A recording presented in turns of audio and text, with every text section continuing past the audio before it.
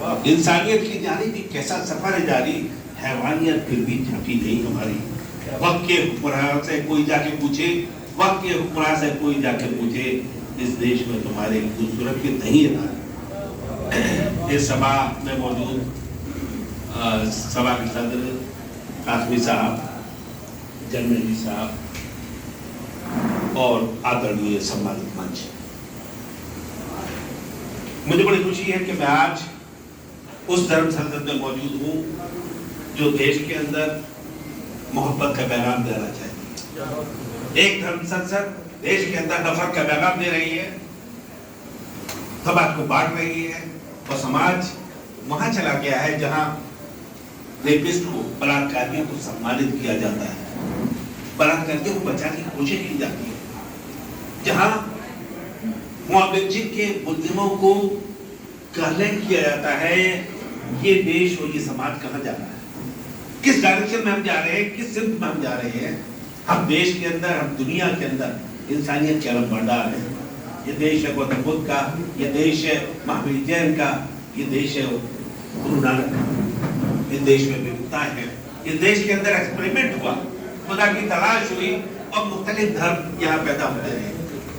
اس دیش کے اندر اکثریت یہ مانتی ہے کہ ہاں خدا ہے، ایک رچیتا ہے پرکرتی کا، وہ چاہے عربی میں مانے یا سنسکرت، یا جو قومیں ہیں وہ سنسکرت میں عبادت کرتی ہیں یا عربی میں کرتی ہیں، لیکن افسوس کہ جو عبادت عربی میں کرتے ہیں وہ عربی نہیں جانتے، اور جو سنسکرت میں کرتے ہیں وہ سنسکرت نہیں جانتے۔ یہ اس طرح کا ایک آئیڈینٹیفیکیشن ہے پرابلم کہاں ہے؟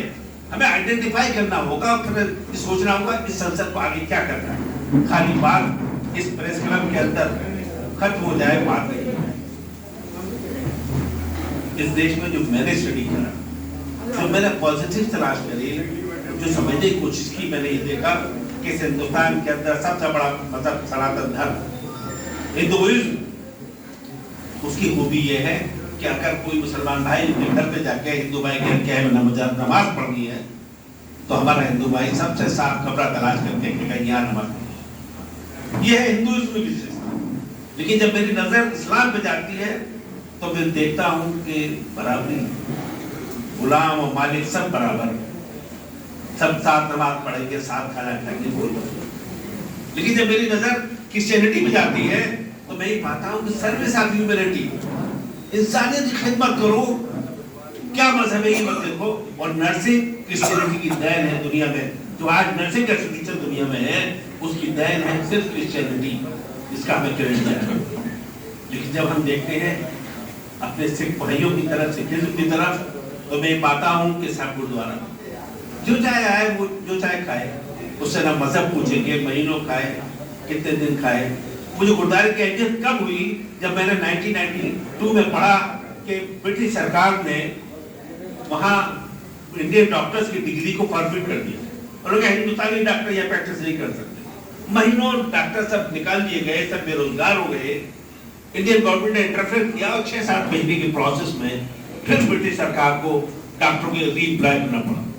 میں نے ڈاکٹروں کے انٹرویو پڑھے تو ڈاکٹر کہتے ہیں کہ اگر گردوارے نہیں ہوتے تو ہمیں روٹی نہیں ملتی ہے، ہم بانڈ ہمارے پاس تھا نہیں تو ہم روز گردوارے میں چلے جاتے تھے۔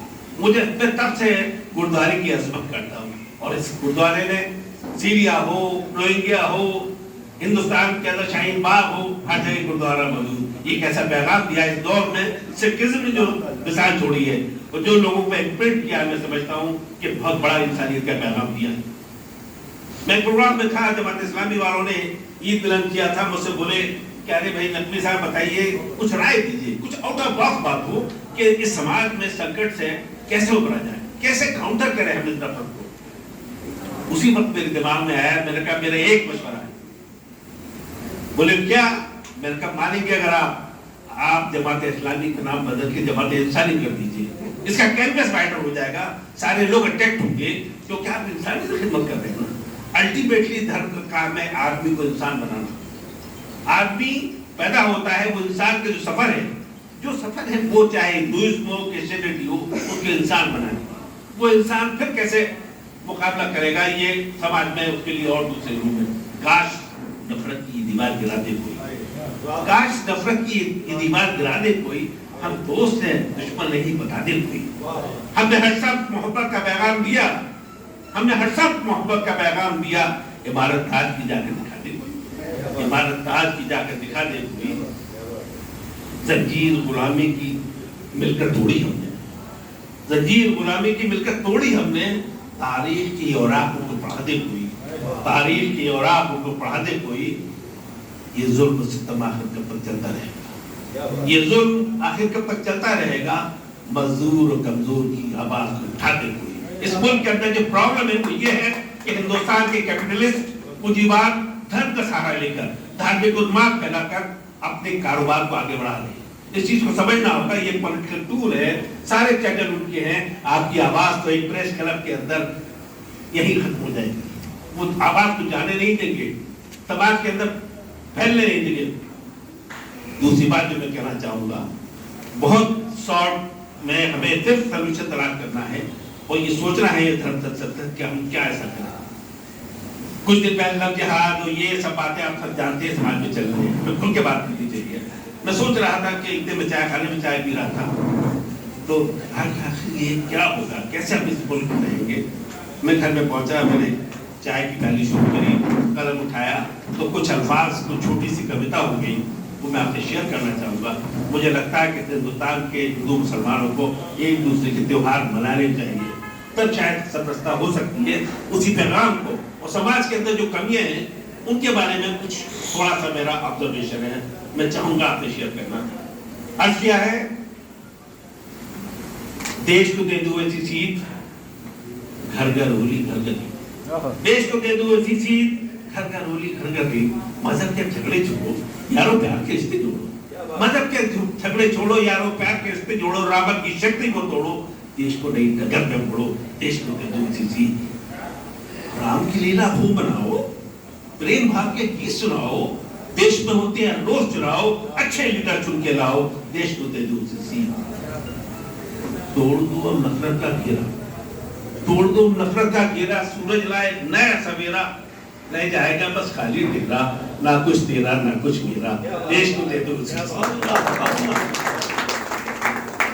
کچھ غربت کی مار سے ٹوٹے, کچھ دھن دولت دیش کی لوٹے, پھر بھی کچھ ہے بڑے انوٹھے, کچھ سمبندی لوٹے جھوٹے. دیش کو دے دو ایسی سیٹ. اگلا اسٹینزا ہے, برابری بات ہے ایک بیماری, برابری بات ہے ایک بیماری. عقل مند پہ احمد بھاری, کسان پہ بنیا کچھے سواری. طبقوں میں ایک جنگ جاری, کلاس بار طبقوں میں ایک جنگ جاری. دیش کو دے دو ایسی سیٹ. آخری اسٹینزا ہے سلوشن. نقوی کا ہے یہ پیغام, سبھی کو روٹی سبھی کو کام. نقوی کا ہے یہ پیغام, سبھی کو روٹی سبھی کو کام. پی ایم ایسا دے کام, نہ کوئی خاص ہو نہ کوئی عام. دیش کو دے دو ایسی سیٹ. اس دیش کے اندر نہ کوئی خاص ہو نہ کوئی عام ہو, سب برابر ہو. تبھی وہ سبھی کو موقع ہو, اپارچونٹی ہو ترقی حاصل کرنے کی. مزدور کے بچے کو مل مالک بننا ہوگا, اسے اپارچونٹی کم سے کم ملنی ہوگی. ہمارا ایسا سوچنا ہے. جب تک ہم یہ ہمارے سنویدھان کا آبجیکٹ پورا نہیں ہوگا, اور دھرم سنسد کا یہی شاید آبجیکٹ ہے جس کے لیے ہم سب شامل ہیں. کارواں بنا کر نکل پڑیے, آگے بڑھ چلیے, تبھی ہم اس جنگ کو جیت پائیں گے. آپ کو چاہیے کوبرا صبر, آپ کو چاہیے کوبرا صبر. کون جیتا ہے تیرے ظلم کے سر میں تک. Thank you. خود صاحب ایک ایسے انسان ہیں